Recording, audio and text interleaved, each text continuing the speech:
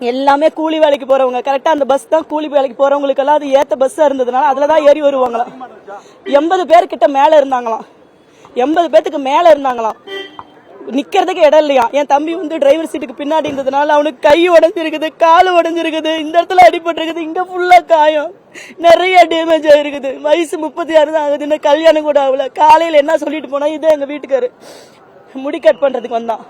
இது மாதிரி இவருக்கு சுகர், காலில் புண்ணு இருக்கு, புண்ணு இன்ஃபெக்ஷன் ஆயிருக்குது, வேலைக்கெல்லாம் போகக்கூடாதுன்னு சொல்லிட்டாங்க. உடனே எங்க அம்மா சொல்லியிருக்காங்க வந்து, அம்மா நீ வேலைக்கு போகாத, நான் இன்னைக்கு வேலைக்கு போறேன், ஒரு நேத்து கூலி நான் உனக்கு 500 ரூபா கொடுக்குறேன், டெய்லி சம்பளம் வாங்கிட்டு வந்து நான் உனக்கு கொடுக்குறேன், நீ வேலைக்கு போகாத அம்மா, புண்ணு நல்லா ஒரு வரைக்கும் வேலைக்கு போகாதுன்னு சொல்லிட்டு 500 ரூபா கையில கொடுத்துட்டு இவர்கிட்ட முடி கட் பண்ணிட்டு போயிட்டு வந்து போன பையனை திரும்ப நைட்ல வந்து நாங்க சாயந்தரத்துல கண்ணில் பார்க்க முடியல. இந்த பஸ்ல ஏறின பாலா போன பஸ்ல ஏறி என் பையனோட உயிர் போயிருச்சு.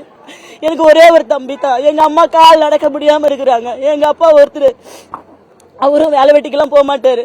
ஏதோ வந்து எங்க அம்மா அந்த சத்துணவு ஊழியரா இருந்து பென்ஷன் 2000 வருது, அதுலதான் பொழைச்சிட்டு இருக்காங்க. இப்ப அவங்களுக்கு இந்த ஒரு இது இல்ல. எங்க அப்பா எங்க அம்மா யாரு காப்பது? நானுமே வந்து கூலி வேலை, டைலர் கடை வச்சு ஒரு சின்னதா ஒரு கடை வச்சு செஞ்சிருக்கிறேன். இவரும் சுகர் இருக்கிறதுனால இவரும் வேலைக்கு போறதுக்கு இல்ல, புண்ணு இருக்கு காலில். இப்படிப்பட்ட சூழ்நிலையில எங்க குடும்பத்துல ஒருத்தர் இழந்தது எங்களுக்கு பெரிய வருத்தமா இருக்குது. இதுல இருந்து நாங்க எப்படி மீண்டு வர போறோம்னு தெரியல. இந்த ஐசேரி எல்லாரும் சேர்ந்து இந்த பஸ் நிறுவனத்தின் மேல ஆக்ஷன் எடுங்க, அசால்ட்டா விடாதீங்க. இது மாதிரி எத்தனை உயிரை வந்து அவங்க பறிப்பாங்கன்னு தெரியல. இவங்க அசால்ட்டா இருக்கிறதுனால தானே இத்தனை ஒரு விபத்து நடந்திருக்குது. ஒரு சின்ன பையன், என் தம்பி கூட உட்காந்து, சின்ன பையன் 10 வயசு கூட இருக்காது, அந்த பையன் இறந்துருக்கிறான். பார்க்கும் போதே மனசு அப்படியே கொதிக்குது.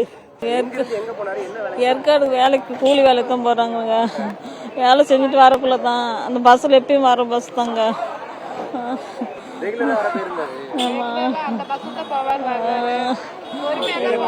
மோகன்ராஜ் விபத்து செல்லில் பார்த்துட்டு எல்லாம் ஆம்புலன்ஸ் வண்டி நிறைய போகணும்னு சொன்னாங்க. அந்த பஸ்ஸில் தான் வருவாங்க, அந்த பஸ் தான் இறங்கிருச்சுன்னு சொன்னாங்க.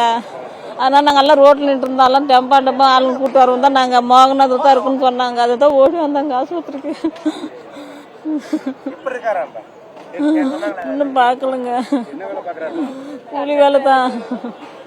பில்டிங் வேலை முடிச்சுட்டு எல்லாம் வந்துட்டு இருந்தாங்க. வந்துட்டு வரும்போது தான் இது மாதிரி பஸ் விபத்துனாங்க. வந்து பார்க்குறோம், பார்த்தா எங்கள் சம்மந்தப்பட்ட ஆளுங்களுக்கு எல்லாத்துக்குமே எல்லாம் ஃபுல்லாக அடி, எல்லாம் நெத்தி, பின்மண்டை, எல்லாம் கால் எலும்பு எல்லாமே எல்லாம் ஃபுல்லாக எல்லாம் உடஞ்சிருக்குங்க. சொந்தக்காரு அடிப்படைகள்லாம் 3 பேர் எங்கள் சொந்தக்காரு தான். எங்கள் சித்தப்பா 2 பேர் இருக்காங்க, சித்தி ஒருத்தர் இருக்காங்க. நம்ம வீட்டுக்கு பக்கத்தில் ஒரு ஆள், எல்லாம் கொத்து வேலை செய்கிறவங்க, கட்டிட வேலை செய்கிறவங்க. யாருங்க? வழக்கமாகவே காலையில் போயிட்டு சாயந்தரம் 5 மணிக்கு வேலையை முடிச்சுட்டு வந்துடுவாங்க. வந்து வேலையை முடிச்சுட்டு வரும்போது தான் அப்போ மட்டும் அவர்கிட்ட கேட்கும் போது சொல்கிறோம், அது மாதிரி பஸ்ஸு வரும்போது தான் ஸ்டேரிங் கண்ட்ரோல் இல்லாமல் வண்டி விட்டுட்டாங்க. இவர் கீழே விழுந்தது அவருக்கு மேலே எல்லாம் மேலும் விழுந்ததுனால தான் இடுபாட்டில் சிக்கி தான் அடி அதிகமாக இருக்கு. எல்லாம் ஃபுல்லாக நெஞ்சு எல்லாம் ஃபுல்லாக வலுப்பிடிச்சிருக்கு. அந்த பதட்டத்திலே பேச்சு வர மாட்டேங்குது நமக்கு. செய்திகளை உடனுக்குடனும் துல்லியமாகவும் தெரிந்து கொள்ள சப்ஸ்கிரைப் பண்ணுங்க.